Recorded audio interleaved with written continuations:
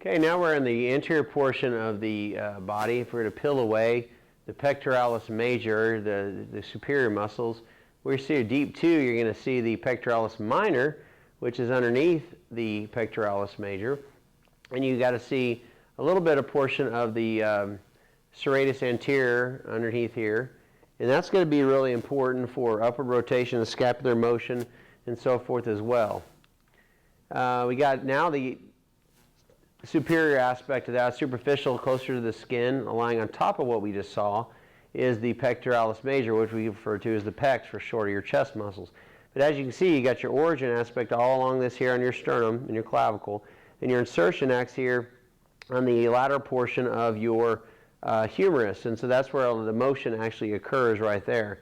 And obviously you're talking about Pectoralis Major, horizontal adduction. But as you can see, it also talks about internal rotation. So there's a little bit of aspect of the actual rotator cuff that the pec can actually help with a little bit of a stability and internal rotation of the humerus.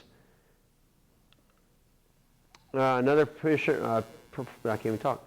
Another portion is the subscapularis. Is starting to show you a little bit of your rotator cuff, and in the underside of your actual scapula right there. If you're to peel these muscles away, the only way you can actually see the actual subscapularis, it's subscapular underneath the scapula, hence the reason we call it subscapularis, which leads us into our actual rotator cuff. You have your supraspinatus, your infraspinatus, your teres minor, and your subscapularis, which we just talked about. Okay, so if we're looking at the shoulder, like this would be a right shoulder, because this is the anterior or frontal view, okay? We have your actual subscapularis. So you're basically, we've taken the pec away, we've taken the rib cage. You can see the actual underneath side of the scapula, we call your subscapularis, all right?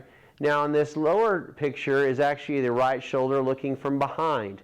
You have your supraspinatus, which is up here, or superior to, hence the prefix supra, versus your infraspinatus, which is going to be right here. Just below that is your teres minor. Now, one of the things that people get confused on is there is a teres major. It is not an actual rotator cuff. So don't confuse that. And also I like to say it's a cuff, not a cup. A lot of people like to call it a rotator cup. Don't say that. But it's really important to understand the rotator cuff is an endurance muscle, and its main job is to allow stability of the shoulder. It's kind of like the stabilizer, or to allow all the initial motions to occur, and it's hugely important to understand. You can see how they wrap around and cuff this glenohumeral joint, and you can see how they tie in here, and in this acromion process here, in this coracoid process. And you can imagine if this humerus was shoved up into that space and we didn't have good postural alignment, good scapular alignment, that over time you could get wear and tear processes. Exactly why you see people with rotator cuff issues and tendonitis in their shoulders, because of all those little muscles that wrap around there and make movement possible. Here's an example of the actual deltoids, which we think about as being your actual shoulder muscles. Those are the muscles that we really see. We don't really see the rotator cuff, and that's why a lot of times they get ignored.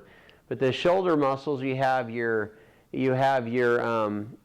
medial or middle fibers, okay? You have your anterior and you have your posterior fibers.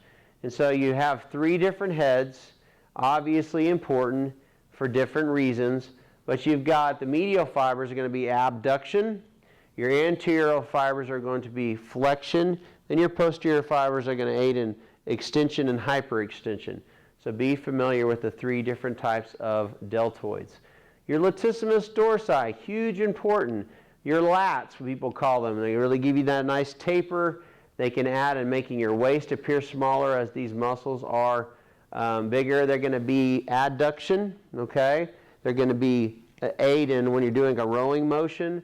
You're going to be getting flexion of that, or excuse me, extension of that humerus, okay? So when I go from here, I'm extending and I'm hyperextending. Obviously, you can't ignore how the scapula rotates into that and gets involved in that. and that goes back to what we talked about earlier with the trapezius and the rhomboids.